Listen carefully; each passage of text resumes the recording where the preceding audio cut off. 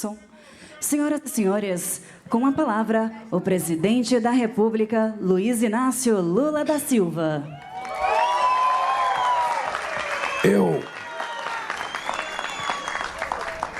Eu acho que a gente deveria, depois de entregar as chaves, a gente fechar esse encontro nosso. Eu vou contar 3 coisas para vocês que eu considero importantes. Eu sempre achei que não há como você governar um país ou estado sem levar em conta a existência das prefeituras. Eu lembro, prefeitos aqui presentes, que uma vez eu fui visitar uma cidade chamada Mirandiba, em Pernambuco, e eu fui visitar essa cidade por conta da fome que tinha na cidade. E naquela cidade tinha uma vaca mecânica, uma coisa que foi inventada no governo Figueiredo por uma empresa em São Paulo, e ela produzia leite de soja. E eu fui nessa cidade ver as crianças com o braço da grossura do meu dedo, ou seja, eles só tinham para comer, sabe, o farelo, um bolo feito do farelo da soja, e eles tinham o leitinho que colocava lá uma coisa qualquer, um adoçante, um suco, uma groselha, que era o alimento deles. E eu fui dormir na casa do prefeito, que era um companheiro até do PT.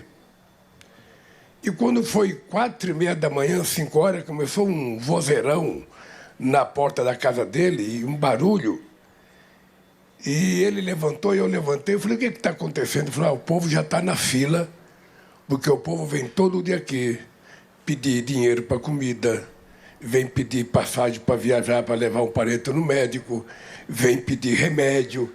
E aqui junta todo dia 200, 300 pessoas, sabe, que pede de feijão a óleo, de sal a açúcar, de passagem de ônibus, de caminhão, de pau de arara, de caminhonete. Ou seja, o povo vive disso, presidente, vive disso. E às vezes fico o dia inteiro aqui e eu não tenho nada para dar. Depois que nós criamos o Bolsa Família, eu voltei nessa cidade.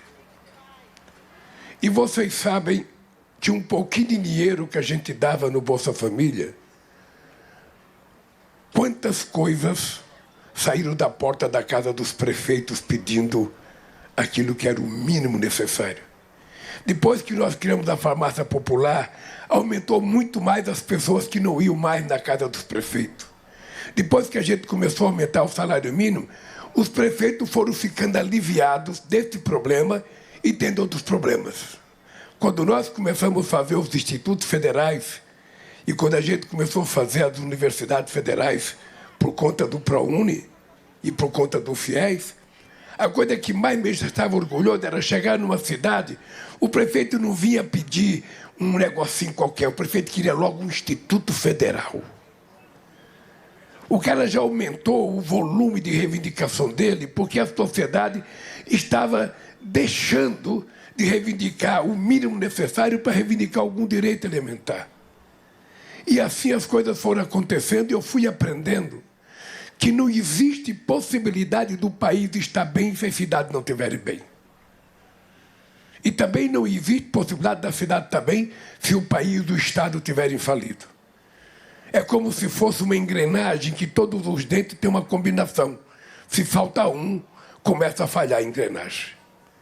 É por isso que em 1985, algum de vocês já sabe, a gente fez uma música para a eleição para prefeito de 1985.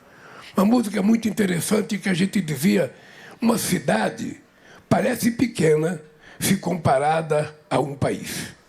Mas é na minha, é na sua cidade que se começa a ser feliz. Exatamente porque é na cidade que o cara quer estudar, é na cidade que ele quer morar, é na cidade que ele quer água, é na cidade que ele quer saúde. Ele não reivindica para o Estado, ele reivindica para o prefeito. E o prefeito é o primeiro ente federativo na frente dele. Porque quando ele se queixa para o vereador fala, é o prefeito. Aí o cara não tem alternativa, é o prefeito mesmo. E na prefeitura as pessoas cercam o prefeito na porta de casa. Ninguém espera marcar audiência com o prefeito, só gente chique. O povo pobre vai logo na casa do prefeito, ou em qualquer lugar que ele tiver. Daí porque eu aprendi a ter respeito por prefeito e posso olhar na cara, Pacheco, de cada prefeito e dizer: eu duvido que na história desse país teve um presidente que tratou os prefeitos com o respeito que eu tratei durante os meus primeiros 8 anos e que estamos tratando agora.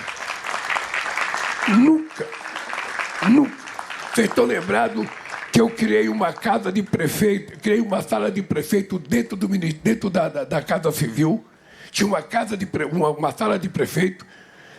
Vocês estão lembrados que eu criei na Caixa Econômica Federal, em cada superintendência da Caixa Econômica na capital, uma sala para atender prefeitos e prefeitas. Porque senão o prefeito fica perambulando por Brasília atrás de um deputado para fazer um favor, para marcar uma reunião com o ministro e volta 3, 4 dias depois sem ter essa reunião com o ministro. Então vá lá na Caixa fazer seu projeto. Chegue lá com o projeto pronto, porque o projeto é que faz dinheiro, não é o discurso. Eu duvido que alguém tenha coragem de negar dinheiro para um projeto que seja factível. E essas coisas me ensinaram a ter uma relação com os prefeitos extraordinária. A outra coisa que eu aprendi foi na questão da política. Vocês sabem o que eu penso politicamente. Vocês sabem o que eu penso ideologicamente. Vocês sabem o compromisso que eu tenho. Entretanto, eu não faço política com o fígado. Eu faço política com a cabeça. E eu aprendi a conviver com todo mundo, independentemente de qualquer partido político. Eu não me pergunto que partido que é. Eu quero saber do partido na hora da disputa eleitoral. Mas na hora do exercício do poder, você não tem que olhar partido político. Você tem que olhar a necessidade do povo, de quem está pedindo.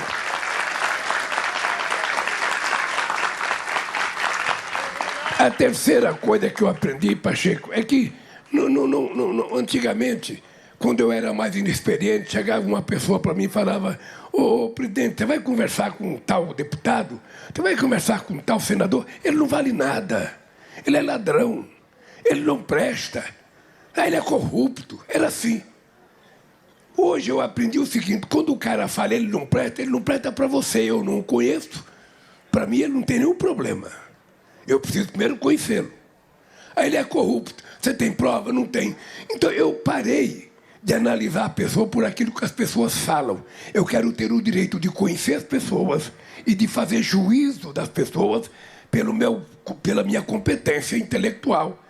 E não por aquilo que alguém me falou, a não ser que a pessoa prove. Assim aconteceu na minha relação com o Pacheco. Vocês sabem, eu fui eleito.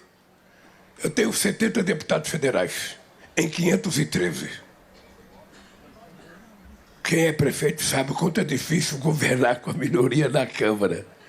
Eu tenho 9 senadores do meu partido em 81. E eu cheguei lá, um senadorzão grandão, presidente do Senado, mineiro, tinha derrotado a Dilma Rousseff. Certamente não tinha derrotado ela com um discurso de esquerda, mas um discurso mais liberal, sabe? E eu falei: será que eu vou me dar bem com esse cara? Como é que é esse cara tal? Grandão, que eu tenho até medo de chegar perto dele e tirar foto, porque perto dele todo mundo vira não. Então, não pode mais falar não. Baixinho. Bem, e eu posso dizer para vocês uma coisa. Eu aprendi no exercício da presidência da República, numa relação entre os poderes brasileiros, a não apenas respeitar, mas gostar e virar amigo do Pacheco. É importante que vocês saibam disso. Eu falo para o Pacheco, entre nós, não tem que ter meias palavras. Quando a gente é amigo, a gente fala a verdade um para o outro, mesmo que seja uma verdade que você não queira ouvir. Porque nem sempre você quer ouvir as coisas. Mas é importante ter consciência que a nossa relação é extraordinária. E eu brinco com ele que vocês sabem o que eu quero que ele seja. Vocês sabem. Eu acho Acho, eu vou contar uma coisa para vocês. Nenhum desses picareta que acha que são bons porque vive na frente do celular falando mal dos outros tem a menor chance de competir com o Pacheco. A menor chance.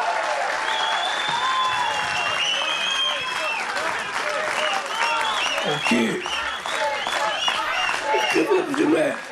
não é, segura bem. Gente, não é possível você imaginar que você pode fazer política com um desgraçado de um celular, falando mentira para todo mundo, contando inverdade para todo mundo, falando mal de todo mundo, fazendo provocação.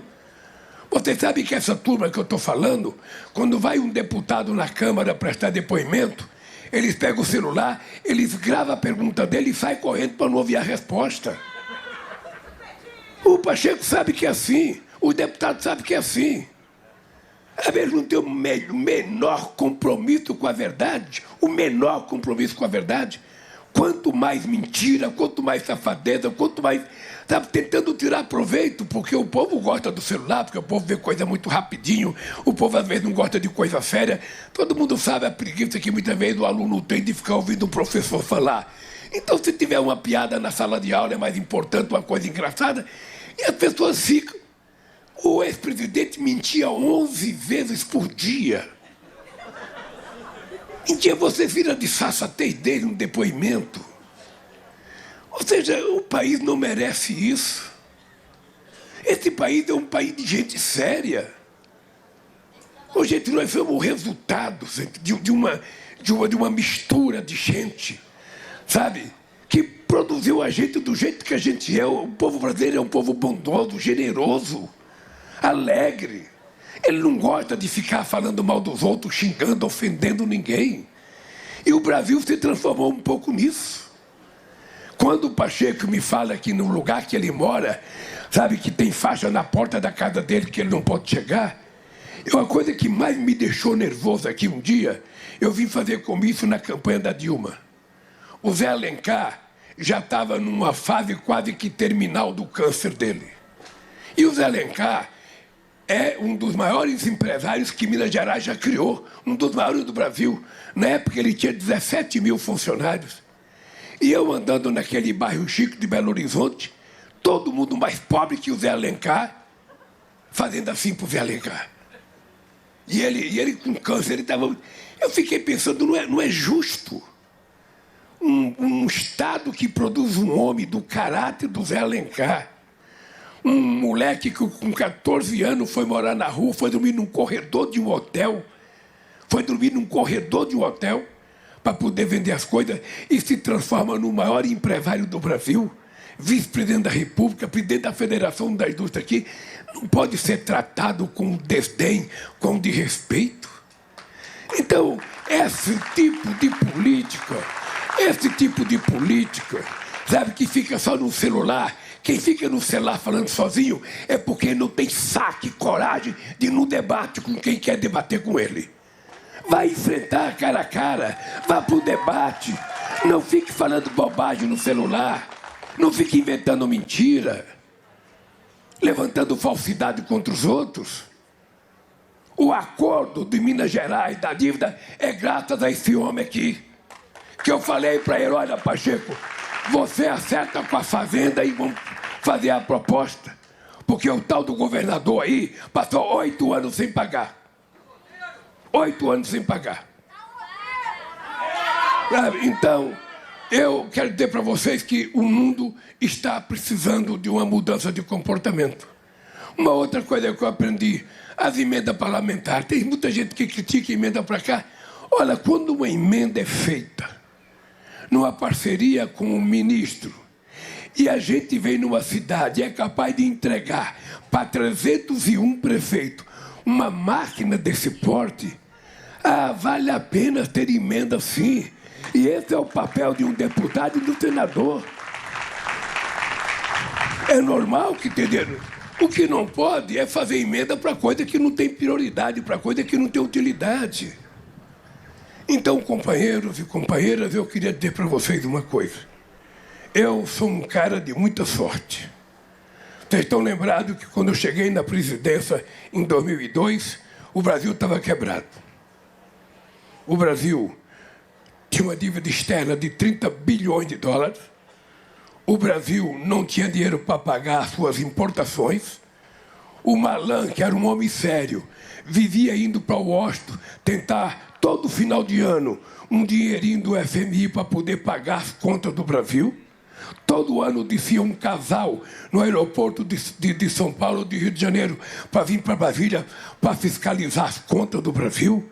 O Brasil era um país em que o Malan tentava marcar reunião com o FMI e não conseguia, porque o Brasil não tinha credibilidade. A inflação estava 12%, o desemprego estava quase 11%, e quando eu assumi a presidência, o pessoal dizia: Lula, esse país vai quebrar. Você não vai conseguir governar, esse país vai quebrar. E o que aconteceu, gente? O que aconteceu? Em economia não existe mágica. Vocês que são prefeitos sabem, governar não tem mágica. Vocês têm que primeiro ter a conta equilibrada. Porque se você entrar numa roda de dívida que você não pode pagar, você não vai administrar mais a prefeitura. Mas o país precisa de seriedade e previsibilidade.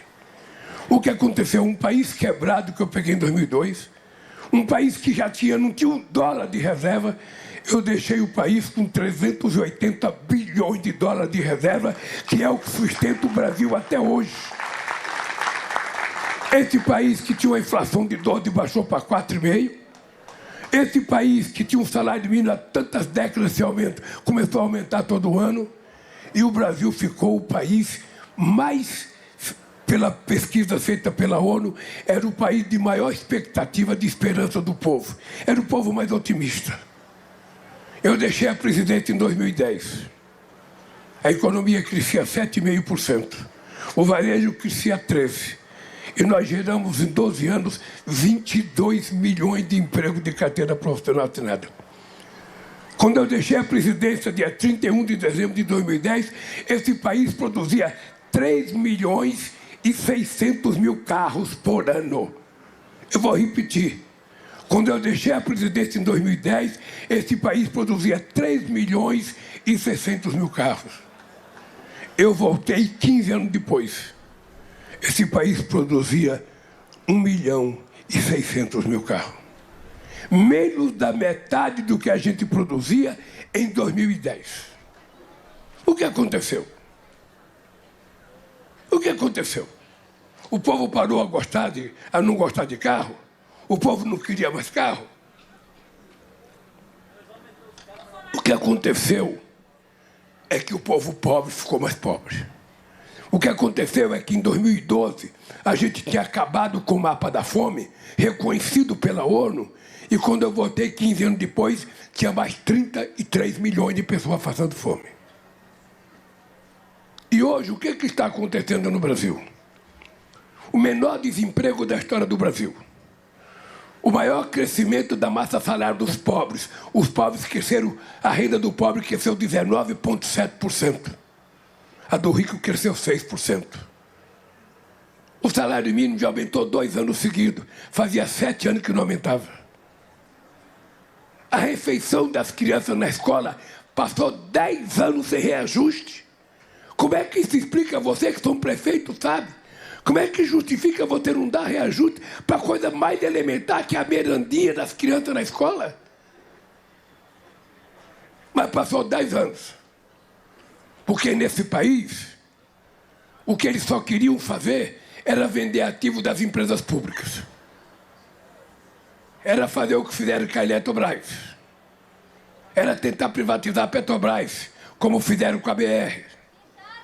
E hoje a gente quer entregar gás de graça para o povo e a gente não tem mais a BR para entregar. Então, companheiros, é o seguinte, eu sou de muita sorte. Eu vou entregar esse país outra vez.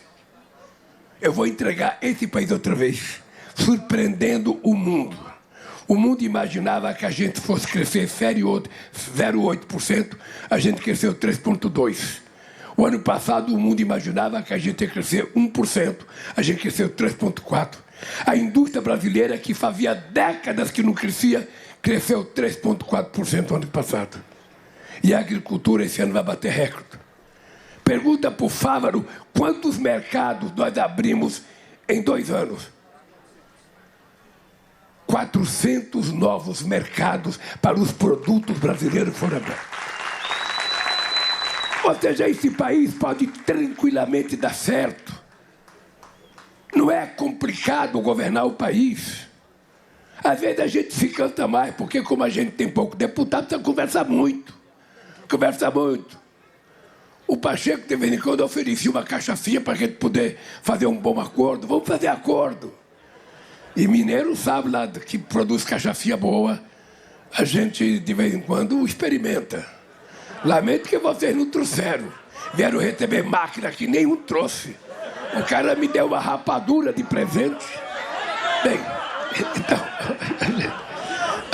Ô, gente, eu queria dizer para vocês que se preparem, porque esse país vai dar certo outra vez. Não há como esse país não dar certo, não há como.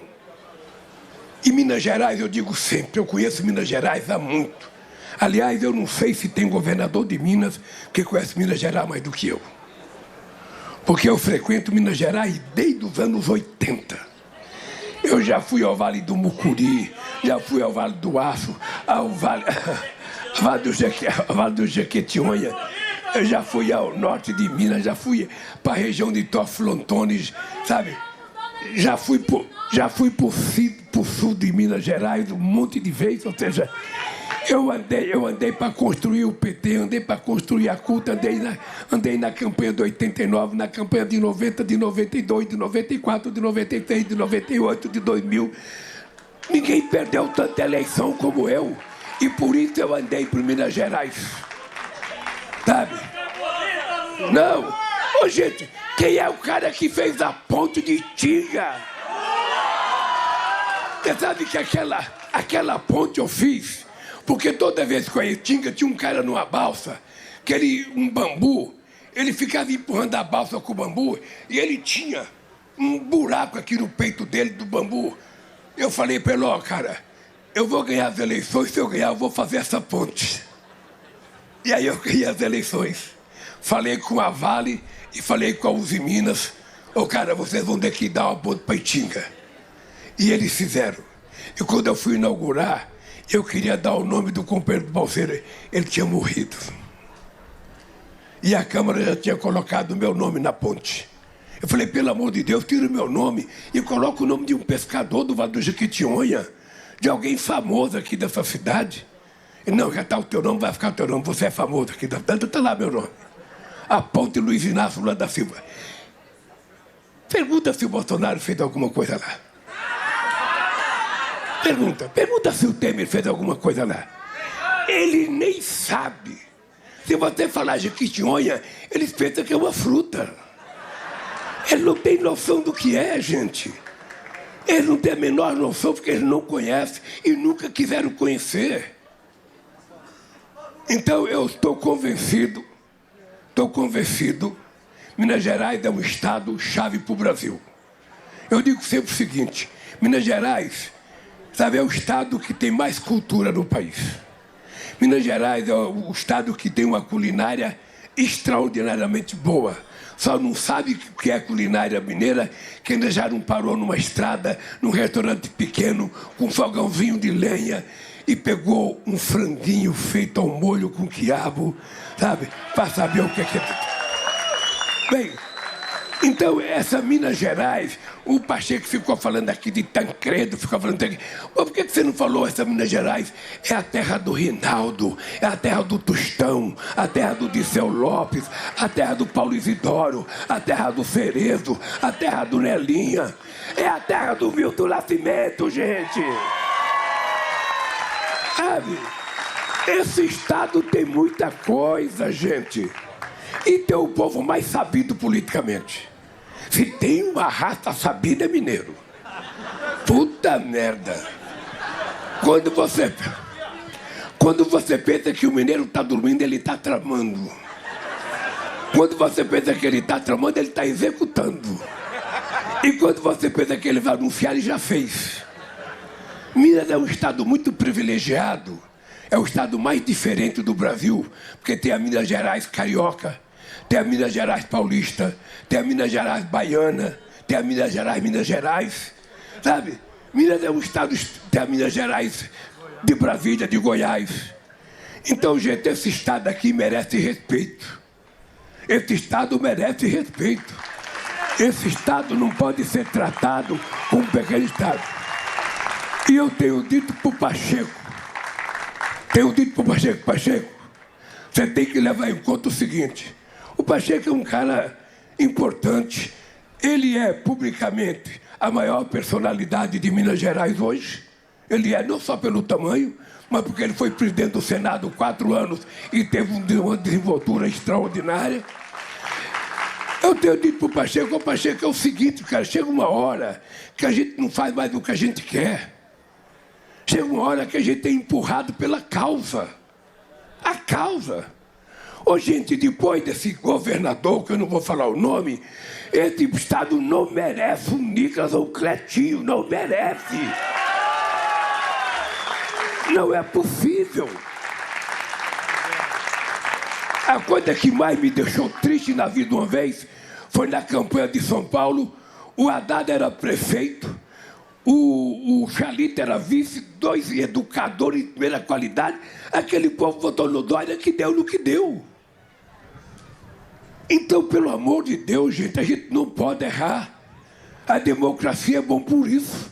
A gente elege, a gente tira, a gente põe, a gente tira. Minas Gerais precisa ser cuidada com carinho. Esse é um estado muito importante do ponto de vista econômico, do ponto de vista agrícola, do ponto de vista da criação de gado, do ponto de vista industrial, mas, sobretudo, do ponto de vista político e cultural. Minas é uma riqueza em cultura, gente. Então, pelo amor de Deus, gente, nós temos que, sabe, levar muito a sério. Eu estou vendo o Hélio Costa aqui. O Hélio quase foi governador 2 vezes aqui. O Hélio Costa só não ganhou porque juntava todo mundo para derrotar ele. Mas eu sou, graças a Deus, ele foi meu ministro e é um companheiro que eu aprendi a gostar e a respeitar, porque foi um companheiro muito sério no trabalho que ele fez.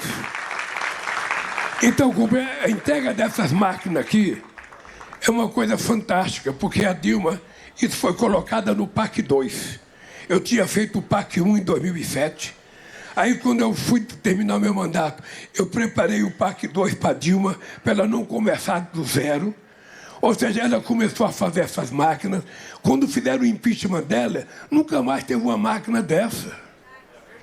Nunca mais teve uma máquina dessa, gente. Então, não é possível que as pessoas não percebam a diferença entre governo que trabalha e o governo que fica no celular. É porque o celular, sabe, do jeito que é utilizado, é banalizar a atividade política. É o cara que não acredita em universidade, o cara não acredita em sindicato, o cara não acredita nas mulheres, o cara não acredita no negro, o cara não acredita na cultura, o cara não acredita na educação, o cara não acredita em nada. Enquanto ele rouba, chama todo mundo de ladrão. Porque toda vez que você entrar num restaurante e alguém te xingar, você pode ver que o cara te xingou 171. Ele é um ladrão. Porque uma pessoa séria não xinga o outro em qualquer lugar como eles xingam. Como eles provocam, como eles agridem dentro do Congresso, dentro do Senado. Só não tem coragem na rua, porque eles têm medo de apanhar. Você viu que ele é um covardão, você viu o depoimento dele, né? Ele estava com os lábios secos, estava quase, sabe, se borrando. É muito fácil ser corajoso dentro de casa no celular, falando mal dos outros. Então, companheiro, é o seguinte, ó, eu hoje ganhei meu dia em Minas Gerais. Vamos entregar. E vou dizer para vocês, se eu tinha alguma dúvida,